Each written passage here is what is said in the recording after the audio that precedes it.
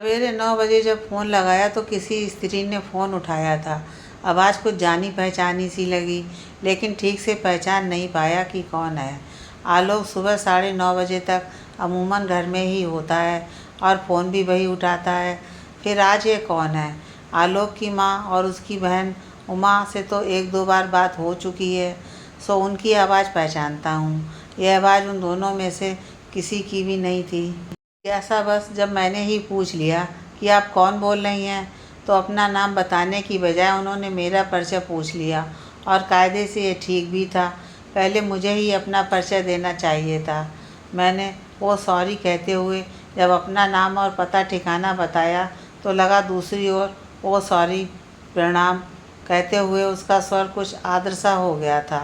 लेकिन मेरे परिचय के एवज में अपना नाम बताने की बजाय उसने यही कहा, जी आलोक तो अभी शिलांग गए हुए हैं। शाम तक लौटने का कह गए हैं। आप चाहें तो रात को 8:30 के बाद कभी भी फ़ोन करके पता कर लें।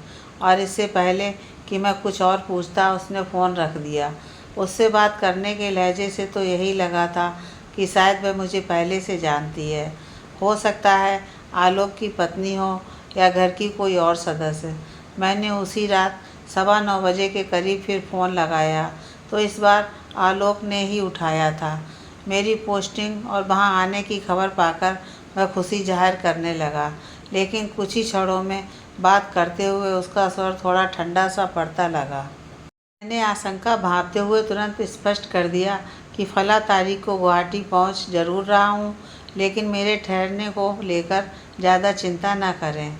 शुरू के 2-4 दिन के लिए किसी गेस्ट हाउस या किफ़ायती होटल में ठहरने की व्यवस्था हो सके तो ज़रूर कन्फर्म कर दें, क्योंकि मेरे लिए वह नई जगह है। बाकी वहाँ पहुंचकर इंतज़ाम देख लूँगा।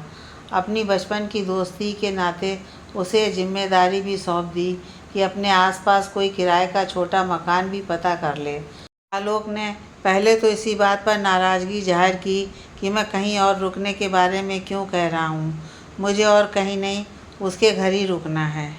फिर मेरी चिंता दूर करते हुए बता दिया कि पहले मैं पहुंच जाऊं, फिर मकान की व्यवस्था भी हो जाएगी। अगले दिन दिल्ली से मैंने राजधानी पकड़ी और 30 घंटे की यात्रा के उपरांत अपने गंतव्य के करीब पहुंच गया।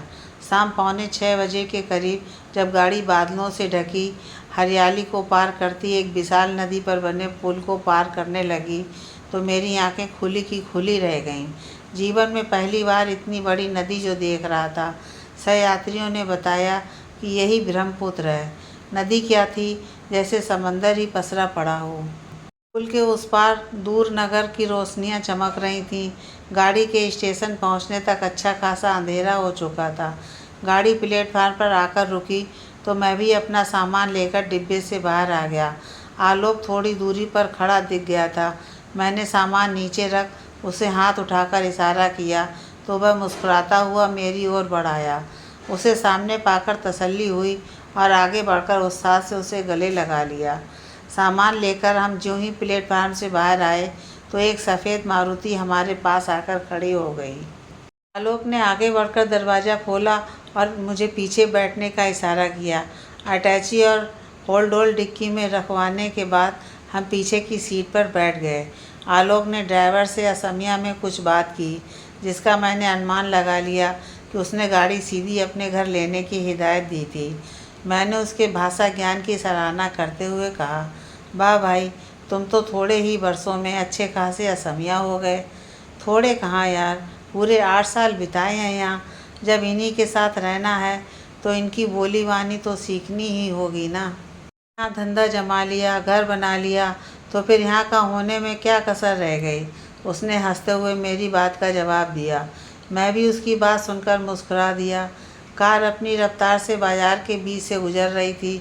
और घर में सब कैसे हैं, कैसा चल रहा है कारोबार, मैंने सहज जिज्ञासा बस पूछ लिया। सब ठीक है, बस बाबूजी की तबीयत ज़रूर कुछ नर्म रहती है।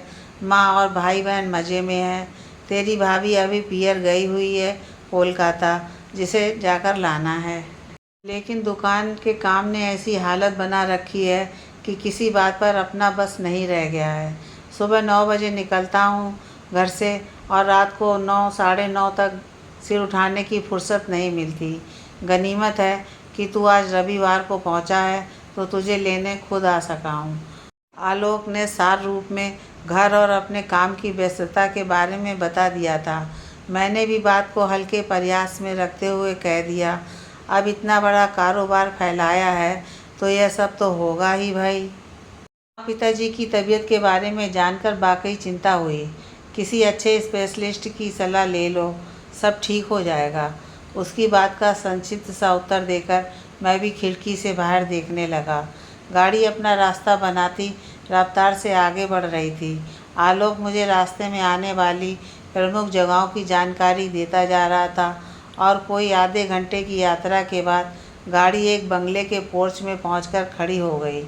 आलोक को अपनी तरफ से उतरते देख मैं भी दरवाज़ा खोलकर बाहर आ गया।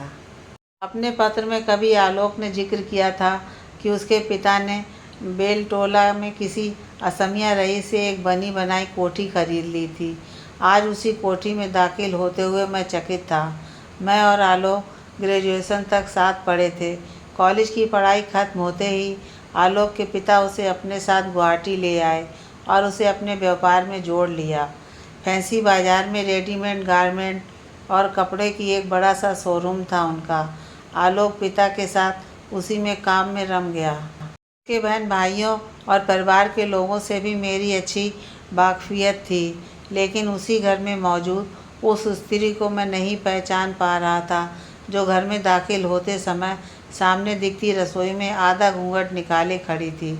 उसे देखकर अनुमान लगाया कि शायद फ़ोन पर उसी से बात हुई थी। थोड़ी देर बाद जब वह बैठक में चाय लेकर हमारे बीच आई तो उसे देखकर मैं आश्चर्यचकित रह गया। उसे पहली ही नज़र में पहचान लेने में मैंने कोई गलती नहीं की। यह सुखदा थी, आलोक के स्वर्गवासी भाई गोपाल की पत्नी। इसके बारे में मेरी जानकारी यही थी कि गोपाल की असामयिक मृत्यु के बाद वह अपनी माँ के पास ही रह रही थी। यह यहाँ कब आ गई इसकी जानकारी मुझे नहीं थी। सुखदा को मैं बचपन से ही अपने घर में आते जाते देखता रहा हूँ। उसके पिता सुगन चंद की गिनती हमारे गांव के मौजीज में होती थी।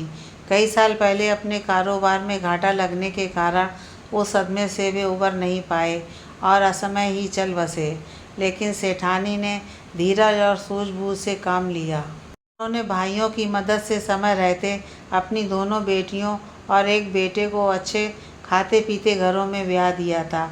उन्हीं में से छोटी सुखदा सेठ लक्ष्मी चंद के बड़े बेटे गोपाल को ब्याही गई थी, लेकिन दुर्भाग्य से वह एक हादसे का शिकार होकर कच्ची उम्र में ही स्वर्ग सिधार गया।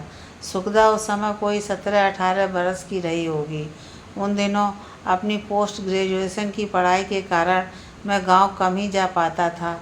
सुखदा वहीं पड़ी थी। जब मैंने उसे आखिरी बार देखा तब तक वह सीनियर सेकेंडरी कर चुकी थी, लेकिन तब तक शादी नहीं हुई थी। इतने बरस बाद उसे इस घर में अचानक देखकर भी पहचानने में कोई दिक्कत नहीं हुई। अगली सुबह जब वह चाय लेकर मेरे कमरे में आई तब उससे मेरी संक्षिप्त सी बातचीत हुई। आलोक तब तक उठा नहीं था। उसके रंग रूप में बदलाव के बावजूद मेरे लिए वही अपने गांव गली की सुखदा थी। चेहरे पर वही बाल छवि अब भी बरकरार थी, जिसकी धुंधली सी स्मृति बची रह गई थी। हल्की आसमानी साड़ी और उसी रंग के ब्लाउज में निखरती उसकी काया, कलाइयों में उसी रंग की 4-4 चूड़ियाँ, कानों में पतले से टॉप्स, गले में फ़कत एक पतली सी सोने की चैन और पाँव में चांदी की पायलें। बस इतने से श्रृंगार में मैं जितनी आकर्षक लग रही थी उतनी तो कोई बनाव श्रृंगार करने के बाद भी शायद ही लगती। इतने अंतराल के बाद मिलते हुए उसकी नज़र में एक स्वाभाविक सी शर्म और संकोच थी। चाय देते वक्त उससे बातचीत में बस इतना भर जान पाया कि वह पिछले 4 महीने से यहीं है। वह इस घर की बहू थी तो उसका यहाँ होना मुझे स्वाभाविक ही लगा। अगले 2 दिनों में आलोक के घर के बाकी सदस्यों से भी मेरा मेलजोल सहज हो गया। आलोक की छोटी बहन उमा यूँ तो सुखदा से कोई 10 बरस छोटी थी, लेकिन कद काठी में उससे सवाई ही लगती थी। उमा से छोटा दीपक 8वें दर्जे में पढ़ रहा था। सुखदा का ज़्यादातर समय घर की रसोई में ही बीतता था।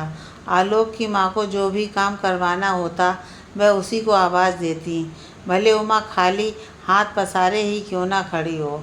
मुझे सुखदा के प्रति घर के लोगों का यह बर्ताव कुछ अटपटा सा लगा, लेकिन कुछ कहने की गुंजाइश कम ही दिख रही थी। मेरी गहरी पहचान और नज़दीकी फ़कत आलोक तक सीमित थी। मेरे रुकने का इंतज़ाम उसने अपने घर के गेस्ट रूम में कर रखा था, जो एक तरह से अलग सा पड़ता था। यूँ पिछले सालों में आलोक से चिट्ठियों के ज़रिए संपर्क तो बना ही रहा, कभी कभी फ़ोन पर बात भी हो जाती, लेकिन इस बीच उसके परिवार में जो कुछ घटित हुआ उसकी जानकारी मुझे कम ही हो पाई। आलोक भी पूछने पर टाल जाता। जब तक उसका परिवार बीकानेर में रहा, उनके घर मेरा अक्सर जाना आना होता रहा, लेकिन वहाँ से यहाँ आ जाने के बाद वह संपर्क काफ़ी कम हो गया था। सुखदा उन दिनों गांव में स्कूल में ही पढ़ती थी। मैं उसे गली में अक्सर आते जाते देखता रहता। लड़कियों से मेरी बोलचाल यूँ कम ही होती थी, लेकिन स्कूल आती जाती सुखदा जाने क्यों मुझे अच्छी लगती और वह भी मुझे देखकर मुस्कुरा देती। हमारा एक दूसरे के प्रति अमूर्त सा आकर्षण शुरू हो ही रहा। एक बार मैंने उसे गली में लड़ते दो साड़ों की चपेट में आने से बचा लिया और उस हादसे में मुझे हल्की चोट भी आई, लेकिन सुखदा को बचाकर मैंने उसके घर पहुंचा दिया। उसकी माँ को जब इस घटना का पता चला तो वह कई दिनों तक मेरे प्रति कृतज्ञता प्रकट करती रहीं। सुखदा भी उसके बाद जब भी मिलती उस एहसान और संकोच में डूब जाती। अफसोस भी जाहिर करती कि उसे बचाने में मैं जख्मी हो गया। जब मैं बीकानेर चला गया और गांव आना जाना कम हो गया तो सुखदा से मेरा संपर्क लगभग टूट सा गया। प्रत्यक्ष रूप से ना मिल पाने के बावजूद वह मेरी स्मृति से कभी लुप्त नहीं हुई। यहाँ गुवाहाटी में पिताजी की तबीयत नर्म रहने के कारण इधर कारोबार की सारी जिम्मेदारियाँ आलोक पर आ गई थीं। मैं सुबह से रात तक उसी में लगा रहता। मैंने जब सुखदा के बारे में उससे पूछा तो उसने अनमनेपन से इतना ही बताया कि भाई के स्वर्गवास के बाद वह अपनी माँ के पास गांव में ही रहा करती थी। 6 महीने पहले जब उसकी माँ भी चल बसी तो पिताजी उसे यहाँ अपने साथ गुवाहाटी ले आए। वह इस घर की बहू है तो और कहीं क्यों रहती, तो इसकी दूसरी शादी करवा दी होती। कितनी कम उम्र तो रही होगी उसकी। मैंने एक स्वाभाविक सी जिज्ञासा व्यक्त की। कैसी अजीब बात कर रहे हो आनंद, बनियों में कहीं देखा है ऐसा रिवाज? तुम इतने पढ़े लिखे हो आलोक, गुवाहाटी जैसी आधुनिक शहर में रहते हो और इतने पुराने ख्याल रखते हो, फिर औरों से तो उम्मीद ही क्या की जाए। सवाल मेरे पढ़े लिखे या आधुनिक होने का नहीं है दोस्त। जब तक घर के बाकी लोगों और समाज की राय नहीं बदलती, ऐसे रिवाजों को उलट देना किसी एक के बुते की बात नहीं है। आलोक की इस राय के बाद मैं भी उसे क्या कहता। मैंने बात को वहीं छोड़कर जब अपने लिए किराए के मकान के बारे में पूछा तो उसने बताया कि उसी मोहल्ले में उन्हीं के जानकार असमिया परिवार के घर में 2 कमरों का हिस्सा खाली है। मकान के एक भाग में मकान मालिक का परिवार रहता है और आधा हिस्सा वे किराए पर देने को तैयार हैं। अगर पसंद आ जाए तो बात की जा सकती है। मैं तो बिना देखे ही हामी भरने को तैयार बैठा था। वैसे भी इतवार का दिन था और आलोक भी इतवार को कारोबार की छुट्टी रखता है। हम दोनों तुरंत तैयार होकर मकान देखने के लिए पहुंच गए। यह असमिया शैली में बना साफ सुथरा 1 मंजिला मकान था, जो बाहर से एक बंदी इकाई की तरह लगता था। किराए पर देने वाला भाग ठीक ठाक था। 14 बाई 10 के 2 कमरे एक सीध में बने थे। पिछले कमरे के आधे हिस्से में अंदर खुलती छोटी सी रसोई और उसी की बराबरी में खुलता शौचालय और बाथरूम। मुझे मकान देखते ही पसंद आ गया। शायद 2-4 दिन पहले ही खाली हुआ था, इसलिए साफ सफाई होनी बाकी थी। दीवारों का रंग रोगन हुए भी काफ़ी समय हो गया था शायद। मकान मालिक ने बताया कि 2-4 दिन में रंग रोगन का काम पूरा हो जाएगा। इसके लिए वे सप्ताह भर का समय मांग रही थी, जबकि मैं तो तुरंत आने को तैयार बैठा था। मेरे कुछ कहने से पहले ही अशोक ने उनकी बात मान ली। संकोच करते हुए मैंने किराया पूछा तो अशोक ने बताया कि अभी तक 2000 में उठा हुआ था। दूसरा कोई लेता तो मकान मालकिन 2500 से कम में राजी ना होती, पर मेरे लिए 2000 में तैयार हो गई हैं। मैंने तुरंत किराए की राशि अग्रिम रूप से उन्हें सौंप दी। इन 7 दिनों में मैं आलोक के परिवार से काफ़ी घुल मिल गया। उमा और दीपक की शर्म शंका जरूर कुछ कम हो गई, लेकिन सुखदा की चुप्पी अभी वैसी ही कायम थी। कई बार शाम को उमा और सुखदा के साथ किसी घरेलू काम से पास वाले बाजार में घूम भी आता, पर बाजार में बात फकत उमा से ही होती। सुखदा को 2-4 बार कुछ पूछा भी, लेकिन वह छोटा सा उत्तर देकर मौन धारण कर लेती। मुझे उसका यह अबोलापन कुछ अटपटा सा लगता। सप्ताह पूरा होने पर मुझे किराए के मकान में रहने के लिए जाना था। उसी शाम आलोक ने घर आकर बताया कि उसे अपनी पत्नी और बेटे को ससुराल से लाने के लिए कोलकाता जाना होगा। मैंने तुरंत कह दिया कि इसमें चिंता की कोई बात नहीं, मैं तो कल ही किराए के मकान में शिफ्ट हो जाऊंगा। वह निश्चिंत होकर कोलकाता हो आए। आलोक को मेरी बात कुछ कम जची। बोला, क्या बात करते हो आनंद, मेरे माँ बाप के लिए जैसा मैं हूँ वैसा ही तू है। पिताजी की तो यूं भी तबीयत नर्म है, तेरे यहाँ रहने से घर में कुछ मदद ही रहेगी, इसलिए मेरी वापसी के बाद आराम से शिफ्ट हो जाना। आलोक के पिताजी और माताजी ने जब इस बात पर जोर दिया तो मुझे उनकी बात मान लेनी पड़ी। इधर सुखदा की चुप्पी ने भी जाने अनजाने अपने प्रति मेरी दिलचस्पी को बढ़ा दिया था। मैं लगातार इस इंतज़ार में था कि थोड़ा एकांत मिले तो मैं इसकी वजह जानूं। वह इतनी अबोली और अनमनी क्यों रहती है। आलोक की मौजूदगी में इस सब पर बात कर पाना मुश्किल था। शाम को उसके घर लौट आने के बाद तो वह दिखाई देनी ही बंद हो जाती। यूँ सुखदा का आलोक से देवर भाभी का जो रिश्ता था, मैं भी इसी नज़र से उसे देखता था। भले वह उम्र में मुझसे छोटी थी, लेकिन उस घर की बड़ी बहू होने के नाते मेरे लिए भी अब बड़ी भाभी जैसी ही हो गई थी। सुखदा का संकोच कई बार मुझे दुविधा में डाल देता। उमा जितनी सहजता से मुझे भाई जी कहकर संबोधित कर लेती, सुखदा मेरे लिए कोई संबोधन तय नहीं कर सकी। वह बोलती ही इतना कम थी कि शायद उसे किसी संबोधन की ज़रूरत ही नहीं थी। पिताजी की तबीयत को लेकर आलोक अक्सर चिंता में रहता था। 2-1 दिनों से उनकी तबीयत यूं भी नर्म थी। मैंने उन्हें तसल्ली देने का प्रयास किया कि वह चिंता न करें, ज़रूरत पड़ने पर दवाई पानी की कमी नहीं होगी। यह बात जानता था कि आलोक के बाहर जाते ही मेरी जिम्मेदारी अवश्य बढ़ जाएगी, जबकि गुवाहाटी मेरे लिए एकदम नई जगह थी। मेरी तसल्ली के बाद आलोक उसी शाम कोलकाता के लिए रवाना हो गया। सवेरे जब सुखदा मेरे कमरे में चाय देने आई तो मैंने कुछ जानकारियां लेने के बहाने उसे बातचीत में लगा लिया। खाली ट्रे हाथ में लिए मेरे सवालों पे छोटे छोटे उत्तर देती रही। पास में खाली कुर्सी पड़ी थी, पर बैठने का कहने के उपरांत भी वह अपने पाँव पर ही खड़ी रही। मैंने चाय पीकर कप उसे वापस कर दिया। मैं कुछ और पूछता, तभी भीतर से माँ जी के बुलावे की आवाज़ आ गई। वह खाली कप लेकर तुरंत कमरे से बाहर निकल गई। अगले दिन आलोक के पिताजी की तबीयत और नर्म हो गई। उनके पेट और कलेजे में जलन सी हो रही थी। शाम को डॉक्टर ने जांच करके उन्हें दवाई दे दी और उन्हें नींद आ गई। रात को 11 बजने तक मैं, सुखदा और माँ जी सभी उनके पास बैठे रहे। उमा और दीपक तो 10 बजे अपने कमरे में जाकर सो गए।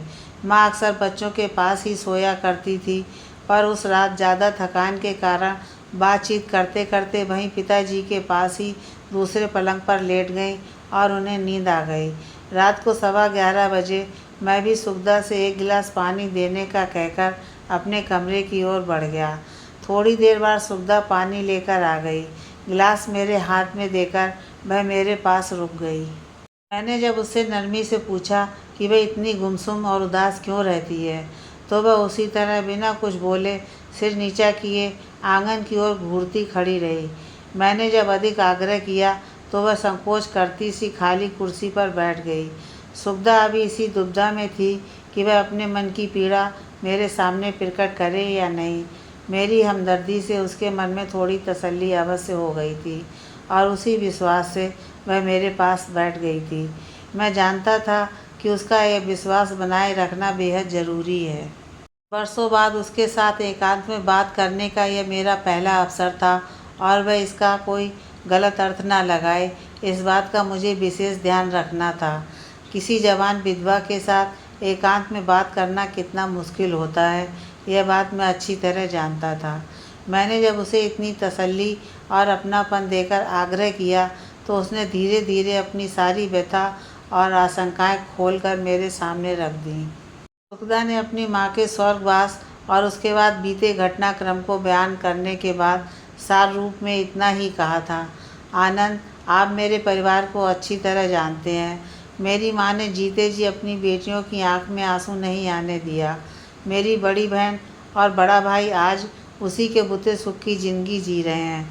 अगर भाई भाभी का मन कमज़ोर ना होता तो आज शायद मुझे यहाँ आने की ज़रूरत ना होती।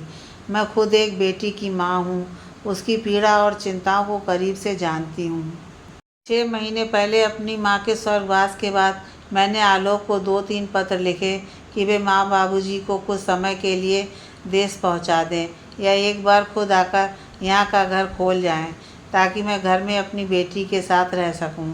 इतने बरस तो मैंने अपनी माँ के साथ जैसे तैसे गुजार लिए, लेकिन अब भाई भाभी पर बोझ बने रहने की बजाय मुझे अपने घर में रहना ही उचित लगता है। आलोक से 2 बार फ़ोन पर बात भी की, लेकिन मुझे अफसोस हुआ कि उनके लिए मेरी परेशानी किसी गिनती में नहीं थी। आखिर मैंने सीधे बाबूजी से बात की और अपनी चिंता परेशानियों से अवगत कराया। उन्होंने ही शायद लोक लाज के दबाव में एक करीबी रिश्तेदार के साथ मुझे गुवाहाटी बुलवा लिया। तय तो यह हुआ था कि माँ बाबूजी या आलोक स्वयं मेरे साथ वापस चलकर उस घर में मेरे रहने की व्यवस्था कराएंगे और माँ बाबूजी को मेरे पास छोड़ जाएंगे। लेकिन पिछले 4 महीनों से मैं यहाँ अटकी पड़ी हूँ। आलोक से जब भी बात करती हूँ किसी न किसी बहाने से टाल देता है। मेरी बच्ची वहाँ भाई के बच्चों के साथ बैठी है, पता नहीं किस हाल में है। इतना कहते हुए उसकी आंखें छलछला गईं। सुखदा की पीड़ा जानकर मैं आभाग था। सूझ नहीं रहा था कि किस तरह उसे धीरज दिलाऊं। यह भी चिंता हो रही थी कि कहीं आलोक की माँ ना जाग जाए और अपनी बहू को इस तरह किसी पराये के सामने रोते देखकर कुछ गलत न सोचने लगे। मैंने किसी तरह सुखदा को धीरज से काम लेने को कहा और आश्वस्त किया कि मैं कोई रास्ता निकालने का प्रयत्न अवश्य करूँगा। उसका ध्यान बटाने के लिए यूं ही पूछ लिया, तो आप यहाँ अकेली क्यों आ गईं? बेटी को भी अपने साथ ले आती। वह तो अभी छोटी ही होगी ना। आपने यहाँ रहना पड़े तो क्या दिक्कत है? ये भी आपका अपना घर है। मैं तो खुद यहाँ आकर बन गई हूँ आनंद जी। अब तो वाकई यहाँ से वापस निकलना मुश्किल हो गया है। बिटिया को इसलिए नहीं लाई कि जब हफ्ते 10 दिन में वापस लौटना था तो उसे क्यों कष्ट देती। यूँ वो 6 बरस की है, मेरे साथ रहने की ज़्यादा जिद भी नहीं करती। वह भाई के बच्चों के साथ पहले से घुली मिली थी और भाई भाभी ने भी यही सलाह दी कि बच्ची को उन्हीं के पास छोड़ जाऊं। बस यही गलती हो गई मुझसे। लेकिन आप तो इस घर की बड़ी बहू हैं, माँ बाबूजी भी आपका मान रखते हैं। फिर एक बार ढंग से बैठकर बात क्यों नहीं कर लेती? या तो वो बच्ची को भी यहाँ बुला लेंगे या साथ चलकर आपकी व्यवस्था कर देंगे। यह तो बिल्कुल वाजिब बात है। अब तो कहने भर को इस घर की बड़ी बहू रह गई हूँ। आनंद बाबू, पति के न रहने पर ससुराल में औरत की क्या कदर रह जाती है, ये इतने वर्षों में अच्छी तरह से जान गई हूँ। लगता है वह रिश्ता उन्हीं के साथ कहीं खो गया है। बाबूजी भी बस लोक लिहाज के कारण थोड़ा सा ख्याल रख लेते हैं, वरना सासू जी और देवर जी की तरफ से तो दुआ सलाम हुआ ही समझें। अपनी निराशा को व्यक्त करने के लिए यूँ तो सुखदा के ये शब्द पर्याप्त थे, फिर भी न जाने क्यों पूछ ही लिया। क्या आलोक को आपसे कोई शिकायत है? वह अपने पति का सगा भाई है। आपका इस घर में उतना ही अधिकार है जितना उसका। फिर ऐसी तो कोई तंगी परेशानी भी नहीं कि कोई अपनों से ऐसा बर्ताव करे। सब अच्छा खाते कमाते हैं। इसी बात का तो रोना है। बहुत खाते पीते आसामियों में गिनती होती है। 4 बेटे बेटी हैं सेठ लक्ष्मी चंद के, पर सारी संपत्ति अकेले आलोक बाबू को चाहिए। मैंने तो कभी भूल कर भी अपने हिस्से की बात नहीं की।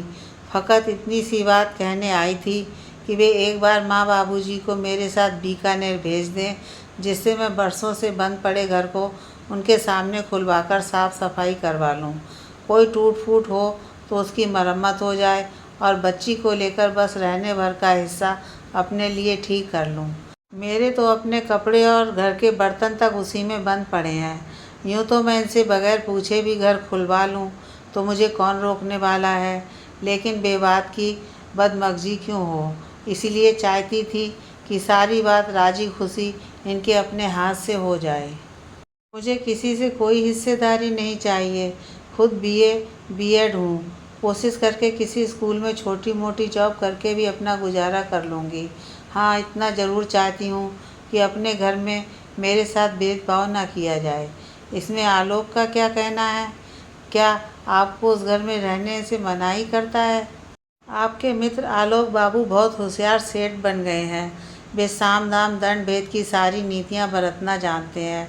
अगर भाभी तैयार हो तो यही सारी सुख सुविधाएं देकर उन्हें रखने को तैयार हैं। बस उनकी इच्छाओं का ख्याल रखूं।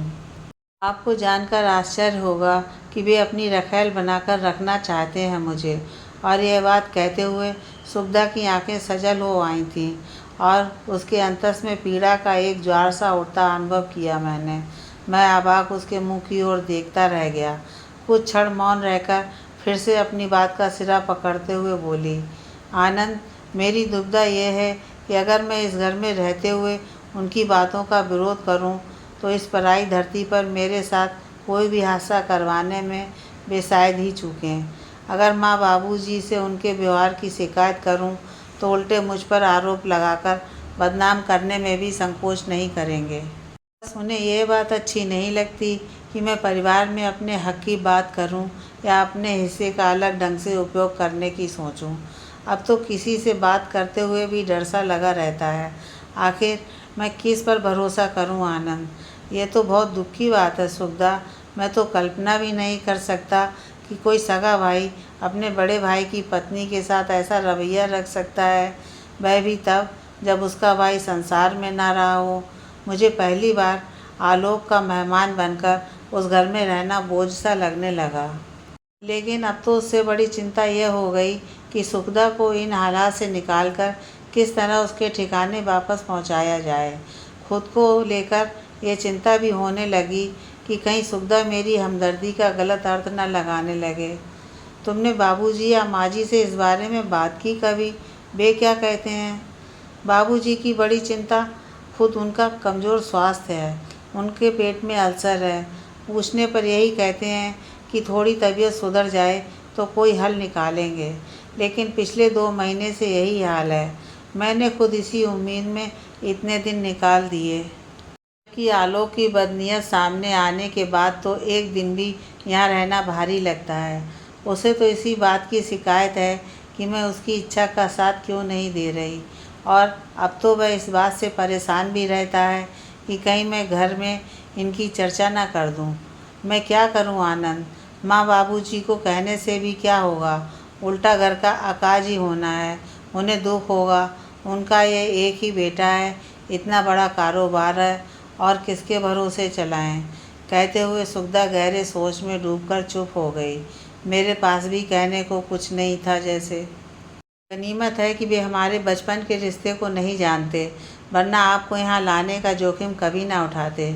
मैं भी यही कोशिश करती हूँ कि उनके सामने आपसे कोई बात ना करूँ। आप मुझे बचपन से जानते हैं और इस बची हुई दोजख ज़िंदगी में भी आपके उस एहसान को मैं कभी नहीं भूली। जो इंसान किसी और को बचाने में अपनी जान जोखिम में डाल सकता है, उसके अपनेपन को कैसे भूला जा सकता है? जिस दिन मुझे ये जानकारी मिली कि आप आने वाले हैं, मेरा तो जी में जी आ गया। इस पराई ज़मीन पर कोई तो ऐसा दिखा जिसे अपनी तकलीफ़ बयान कर सकी हूँ। सुखदा के चेहरे पर पहली बार मुझे शांति और संतोष का भाव दिखाई दिया। इसे एहसान मत कहो सुखदा। अगर अपना समझती हो तो इसे अपना हक समझो। मेरा तो विचार है कि एक बार ठंडे दिमाग से आलोक से बात कर लो। उसकी कमजोरियों को दरकिनार रख किसी तरह से उसे इस बात के लिए राज़ी कर लो कि वह माँ बाबूजी को कुछ दिनों के लिए तुम्हारे साथ भेजने को तैयार हो जाए। ज़रूरत पड़े तो उसे यह भी जता दो कि तुम किसी दबाव में आने वाली नहीं हो। मेरा ख्याल है वह टकराव में आने से ज़रूर बचेगा। हाँ, सोचा तो मैंने भी कुछ ऐसा ही है, लेकिन डर इसी बात का है कि अगर बाबूजी की तबीयत न संभली तो मेरी परेशानी निश्चय ही बढ़ जानी है। तब माँ जी के चलने की गुंजाइश भी खत्म हो जाएगी। 2 दिन बाद कोलकाता से उसकी बीवी के आ जाने के बाद तो घर का माहौल शायद ही अनुकूल रह पाए। उसकी पत्नी को मेरा यहाँ रहना कतई रास नहीं आएगा। उस स्थिति में लगता है मुझे अकेले ही निकलने की हिम्मत बटोरनी होगी। उसकी चिंता करने की अब ज़रूरत नहीं है। अभी तो खुद मुझे किराए वाले मकान में कुछ ज़रूरी सामान रखवाकर एक बार बीकानेर जाना है। उस स्थिति में तुम्हें सुरक्षित घर पहुंचा देना अब मेरी जिम्मेदारी समझो। पूरे हालात जानने के बाद मैंने सुखदा को ये तसल्ली देना ज़रूरी समझा। वाकई ये चिंता दूर हो जाए तो मेरे मन से बड़ा बोझ हट जाएगा। भरपाई मैं यहाँ आने और रहने से। कोई मेरे साथ चले तो अच्छी बात है, ना चल सके तो उनकी मर्ज़ी। घर की चाबी तो बाबूजी यूं ही देने को तैयार बैठे हैं। उन्होंने ही तो इतने दिनों से धीरज दिला रखा है। वे आलोक के रवैये को जानते हैं। बस उसकी बदनीयत वाली बात मैंने उन्हें नहीं बताई और ना बताने की ज़रूरत। वैसे बाबूजी खुद आलोक पर अब नज़र रखने लगे हैं। घर में अगर मेरे साथ वे अच्छा बर्ताव ना करे तो वे उसे टोक देते हैं, पर इससे मेरी समस्या अपनी जगह बरकरार है। सोचती हूँ आपका यहाँ आना वाकई मेरे लिए एक बड़ी उम्मीद जैसा हो गया है। मुझे तो अपनी वापसी अब आप ही के जिम्मे आती दिख रही है। इस बार आपकी पत्नी और घर वालों से मिलना हो जाए तो वहाँ मेरा भी कोई अपना कहने वाला हो जाएगा। सुखदा प्रसन्न मन से अपने भावी जीवन की कल्पना में विभोर होने लगी थी।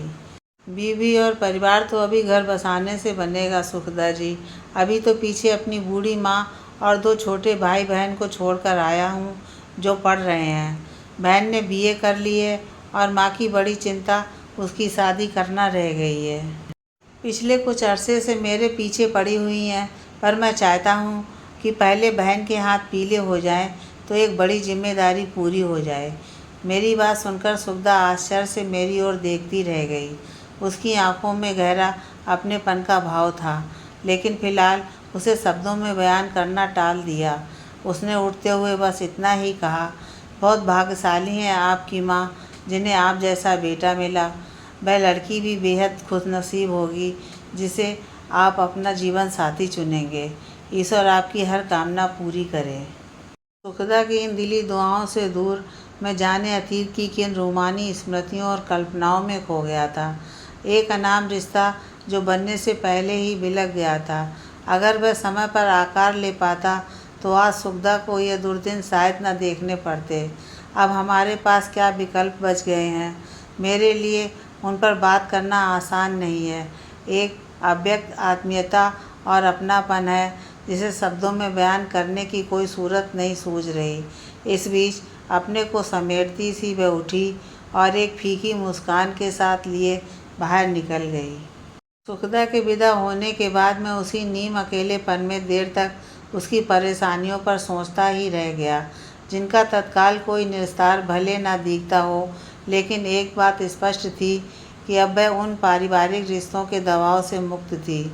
उस पारिवारिक बंधन में बंधे रहने की इच्छुक भी वह नहीं थी और ना किसी धन संपत्ति या अपनी हिस्सेदारी का लालच ही। ऐसे में अगर वह हिम्मत रखे और साथ दे तो हम अपने बचपन के रिश्ते को फिर से सजीव कर सकते हैं। मेरे घर में इस रिश्ते से किसी को ऐतराज़ नहीं होगा, बल्कि माँ तो उल्टे खुश होगी कि आखिर मैंने अपना घर बसाने का मानस बना लिया। बस अगर सुखदा की सहमति मिल गई तो हम दोनों के बीकानेर पहुँचते ही हमारे इस आत्मीय रिश्ते को मुकम्मल आकार लेने में शायद ही कोई बाधा आए। अगली सुबह बहुत खुशनुमा थी। रविवार की छुट्टी के कारण मुझे भी कहीं जाना नहीं था। सुखदा भी जब सुबह की चाय लेकर आई तो उसके चेहरे पर ताजगी और सहज मुस्कान खिली थी। आज तो पहल करके उसी ने पूछ लिया कि रात को नींद तो अच्छी आई ना, और जब मैंने कहा कि उसे इतनी अच्छी बात हो जाने के बाद नींद अच्छी क्यों ना आती भला, इस पर वह हंसती हुई वापस घर में लौट गई। सुबह का अखबार पढ़ लेने के बाद मैं उठा और नहा धोकर नाश्ते के लिए तैयार हो गया। घर के लोग आमतौर पर नाश्ता साथ ही लेते हैं। सुखदा सदा की भांति रसोई में ही थी, जबकि नाश्ते की टेबल पर मेरे साथ सिर्फ माजी और उमा थी। आलोक के बाबूजी तबीयत ठीक न होने के कारण अपने बेडरूम में ही आराम कर रहे थे। नाश्ते के दौरान माँ जी ने ही बताया कि आलोक को कोलकाता से लौटने में 2 दिन और लग सकते हैं। रविवार को तो दुकान की वैसे ही छुट्टी रहती है, लेकिन अगले 2 दिन उमा और उनका एक चचेरा भाई दुकान संभाल लेंगे। बाकी सेल्समैन तो रहते ही हैं, बस काउंटर पर ही परिवार का कोई सदस्य रहना ज़रूरी है। सो वह काम उमा ठीक से कर लेती है। नाश्ते की टेबल से जब उठने लगा तो उमा ने ही अनायास पूछ लिया था, आनंद भैया, आज तो आपकी छुट्टी है ना? हाँ, अभी दोपहर तक तो घर में ही हूँ। तुम बताओ, कोई काम हो तो? बस काम कुछ खास नहीं है। अभी 10:30 बजे ड्राइवर आ जाएगा। मुझे दिसपुर में अपने चाचा जी के घर जाना है। गौरव भैया से भी कल दुकान पर साथ रहने के लिए बात करके आनी है। फिर भाई मुझे छोड़ देगा या मैं गाड़ी मंगवा लूँगी। आप और भाभी मेरे साथ चलिए ना। आप साथ रहेंगे तो लौटने में भाभी रसोई का कुछ ज़रूरी सामान भी ले आएंगी।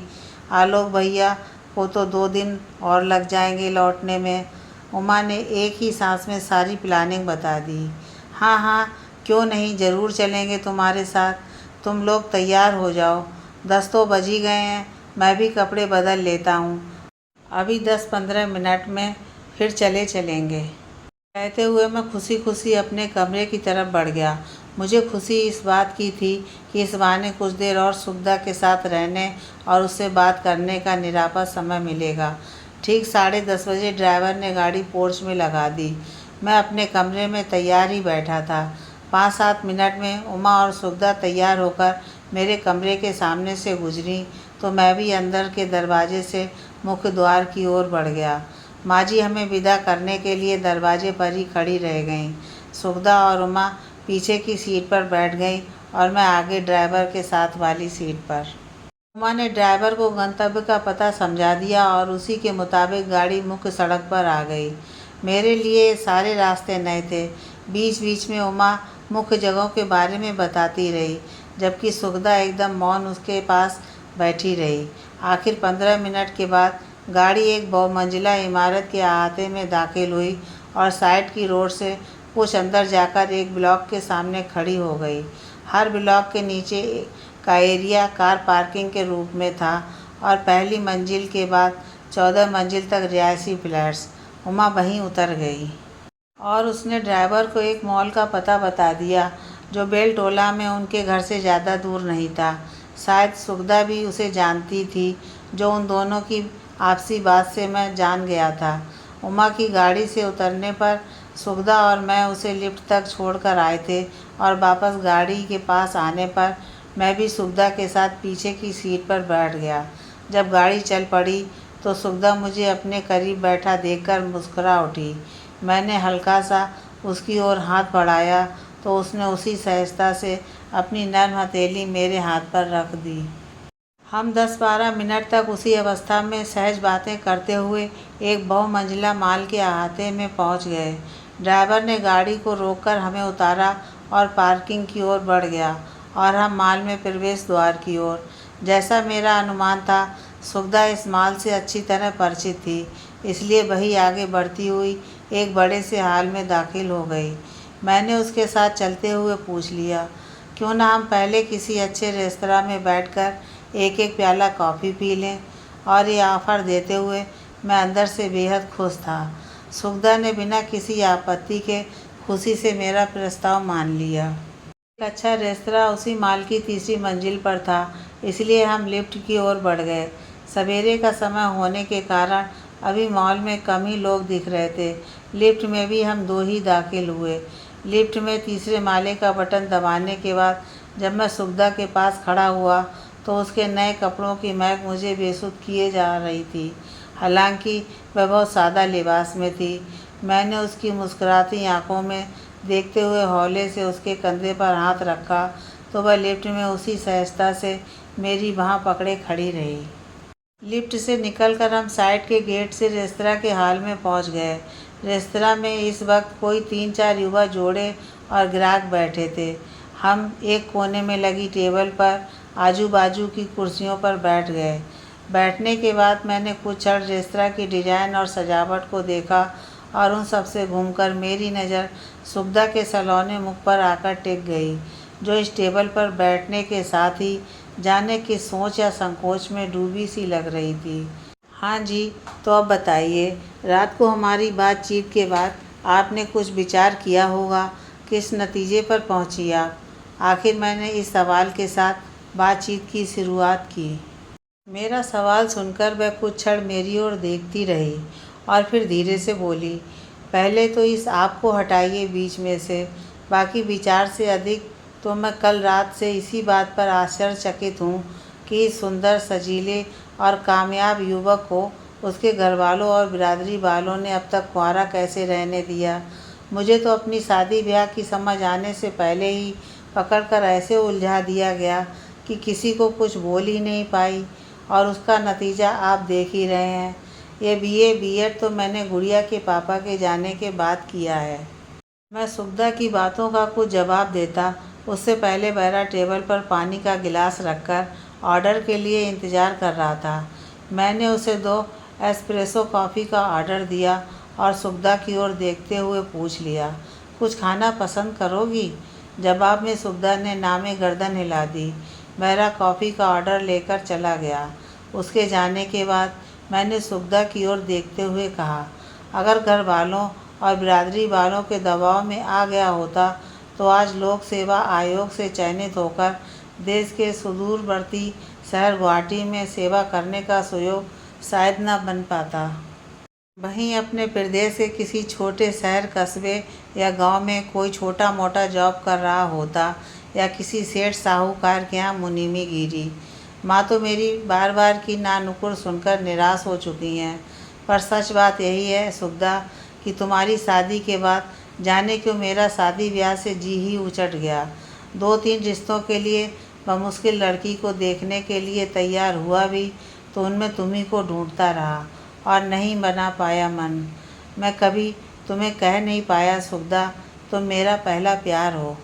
और गोपाल जी के जाने के बाद तो मैं शिद्दत से ऐसा अवसर ढूंढता रहा हूँ कि तुमसे एक बार मुलाकात हो और मैं अपनी भावनाओं से तुम्हें अवगत करा सकूं। मुझे तो लगता है कि अभी बहुत देर नहीं हुई है। हम इस ज़िंदगी को बेहतर ढंग से संभाल कर जी सकते हैं सुगदा। मेरी बात सुनकर वह एकाएक बहुत संजीदा सी हो गई और आंखें भी नम हो आईं। नहीं आनंद, मुझे नहीं लगता कि अब हमारे इर्द गिर्द के लोग ऐसा होने देंगे। खुद आपकी माँ और बहन भाई भी इसे शायद ही स्वीकार करें। अपनी माँ और बहन भाइयों की ओर से मैं पूरी तरह आश्वस्त हूँ। वैसे भी अपनी ज़िंदगी के ऐसे फैसले मैं अपने बूते पर लेना ही पसंद करता हूँ, इसलिए अब तक किसी के दबाव में नहीं आया। हाँ, अगर तुम ही तैयार नहीं हुई तो फिर वाकई मुश्किल है। मेरी बात पूरी होने से पहले ही कॉफ़ी आ गई तो कुछ क्षण के लिए बातचीत रुक गई। मेरी एक बेटी है आनंद, और ये परिवार के लोग, वो हमारी बेटी होगी। और तुम किस परिवार की बात करती हो सुगदा? आलोक और उनके माँ बाबूजी की? माँ बाबूजी तुम्हें कब तक सहारा दे सकेंगे? और क्या आलोक तुम्हें चैन से जीने देगा? अब ये ज़िंदगी तुम्हारी अपनी है सुगदा, इसके फैसले स्वयं लेने की हिम्मत जुटानी होगी। अपनी बेटी का भविष्य देखो। यह दकियानूस समाज बेटियों के साथ क्या सलूक करता है, इसे तुम स्वयं भोग चुकी हो, मुझसे बेहतर जानती हो। सुगदा गहरी चिंता में थी।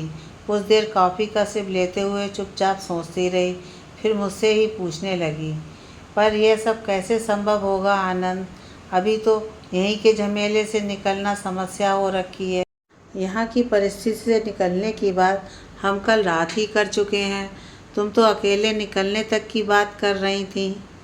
और वैसे भी अब आलोक की बीवी आ जाने के बाद वे खुद यही चाहेंगे कि तुम वापस लौट जाओ।